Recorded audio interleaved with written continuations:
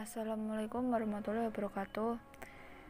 Kami perwakilan dari kelompok 8 ingin mempresentasikan tentang pengertian hadis dan hubungannya dengan Al-Quran.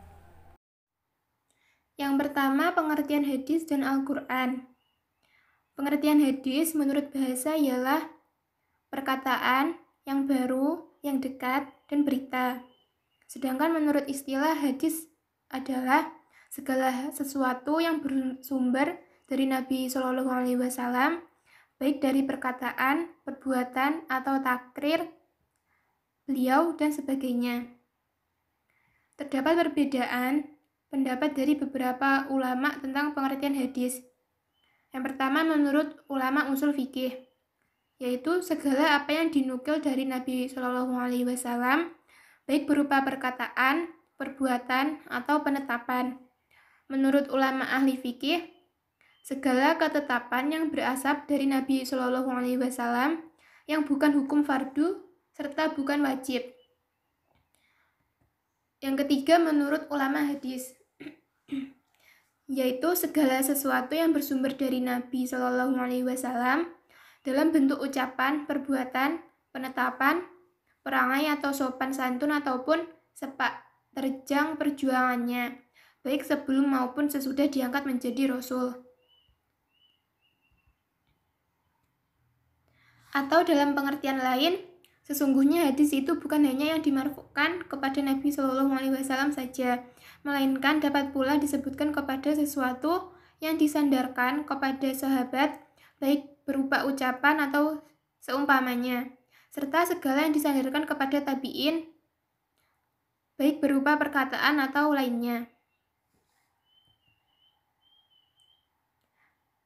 Selanjutnya pengertian Al-Quran. Menurut bahasa, Al-Quran berarti bacaan, sedangkan menurut istilah Al-Quran adalah kalam atau firman Allah dalam bahasa Arab yang mengandung mukjizat yang diturunkan kepada Nabi Muhammad SAW yang diriwayatkan secara mutawatir dan membacanya adalah ibadah. Kedua, unsur-unsur hadis. Unsur-unsur hadis terdapat ada 3, yaitu sanad, matan, dan rawi. Sanad adalah rangkaian urutan orang-orang yang menjadi sandaran atau jalan yang menghubungkan satu hadis atau sunnah sampai kepada Nabi Muhammad SAW. Rangkaian urutan sanad suatu hadis disebut isnad. Orang yang menerangkan sanad disebut musnid, dan hadis yang diterangkan dengan menyebutkan sanadnya disebut musnad. Matan adalah inti isi kandungan atau lafaz yang dimaksud dari sebuah hadis. Letak matan berada setelah sanad sebelum perawi atau orang yang menuliskan hadis. Yang ketiga, rawi atau perawi adalah orang yang meriwayatkan hadis. Rawi pertama adalah para sahabat dan rawi terakhir adalah orang yang membukukannya.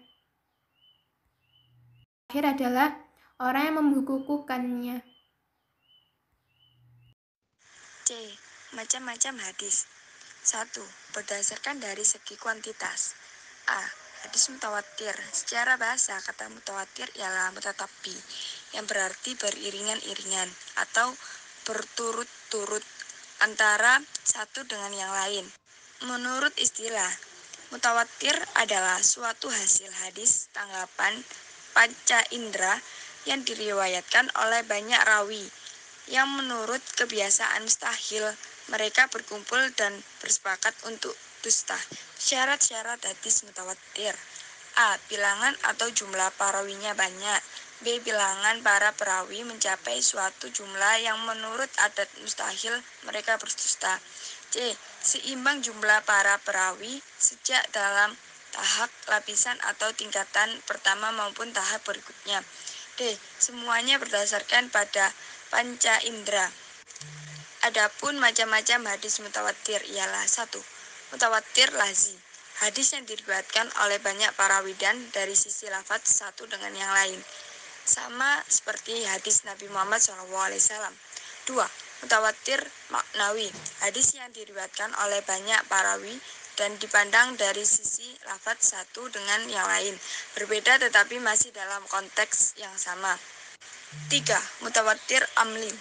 yaitu amalan ibadah yang dikerjakan oleh Rasulullah SAW, lalu diikuti oleh sahabat Nabi Muhammad SAW, dan seterusnya sampai umat Islam sekarang ini. B. Hadis ahad. Kata ahad atau wahid dari segi bahasa berarti satu.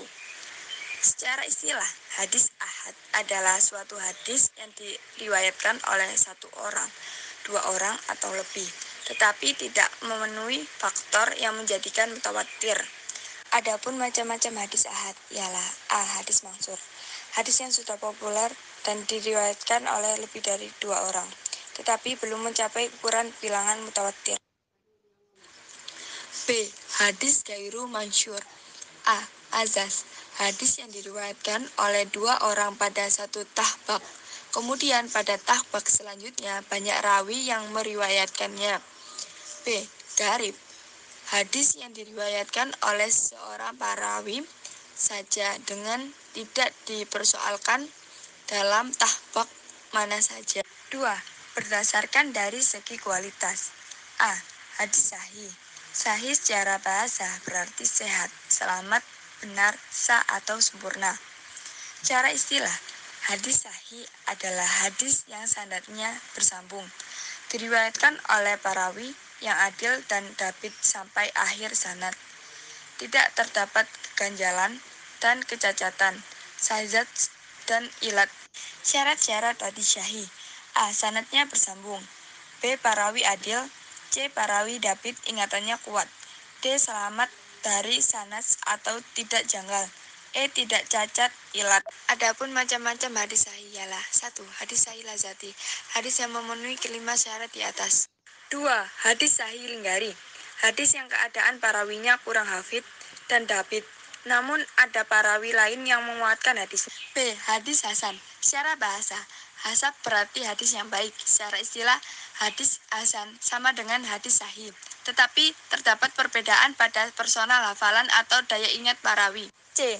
Hadis dhaif, hadis yang di dalamnya tidak terdapat ciri kesahihan dan kehasanan. Di dalamnya terdapat perawi pendusta dan tertuduh dusta, banyak membuat kekeliruan, suka pelupa, suka maksiat dan fasik. Banyak angan-angan, menyalahi perawi kepercayaan, perawinya tidak dikenal penganut tiba dan tidak baik hafalannya. Kedudukan hadis terhadap Al-Quran. Hadis Nabi Shallallahu Alaihi Wasallam adalah sumber hukum Islam kedua setelah Al-Quran. Karena hadis Nabi Shallallahu Alaihi Wasallam merupakan penafsiran Al-Quran dalam praktik atau penerapan ajaran Islam secara faktual dan ideal. Hal ini dapat dilihat dari pribadi Rasulullah Shallallahu Alaihi Wasallam yang merupakan perwujudan dari Al-Quran yang ditafsirkan untuk manusia, serta ajaran Islam yang dijabarkan dalam kehidupan sehari-hari. Pada masa Rasulullah SAW masih hidup, para sahabat mengambil hukum-hukum Islam atau syariat dari Al-Quran yang kemudian dijelaskan oleh Rasulullah karena para sahabat belum mampu untuk menafsirkan ayat Al-Quran tanpa bantuan Rasulullah. Misalnya dalam beberapa tempat terdapat penjelasan-penjelasan yang diisyaratkan oleh ayat Al-Quran, namun hanya bersifat mujmal atau global. Contohnya, perintah tentang sholat yang diungkapkan secara mujmal di dalam Al-Quran tidak menerangkan bilangan rakaatnya, tidak menerangkan cara-caranya maupun syarat rukunnya. Dengan demikian, jelas bahwa hadis Nabi Shallallahu Alaihi Wasallam berkedudukan sebagai sumber hukum Islam kedua setelah Al-Quran. E. Hubungan hadis dengan Al-Quran. 1. Bayan at-takrir. Bayan at-takrir ialah menetapkan dan memperkuat penjelasan yang ada dalam Al-Quran. Fungsi hadis dalam hal ini memperkokoh isi kandungan Al-Quran. 2. Bayan at-tafsir. Bayan at-tafsir ialah memberikan perincian dan penafsiran terhadap ayat-ayat Al-Quran yang masih bersifat mujmal. 3. Bayan at-tasyri. Bayan at-tasyri ialah mewujudkan suatu hukum atau ajaran-ajaran yang tidak didapati dalam Al-Quran. 4. Bayan an-nasah. Bayan ini terjadi perbedaan pendapat di kalangan ulama.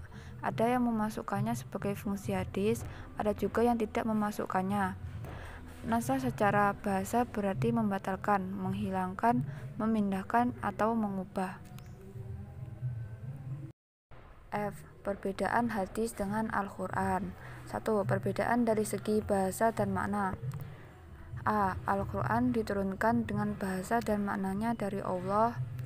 B. Hadis bahasa dan maknanya dari Nabi Muhammad SAW. 2. Perbedaan dari segi periwayatan.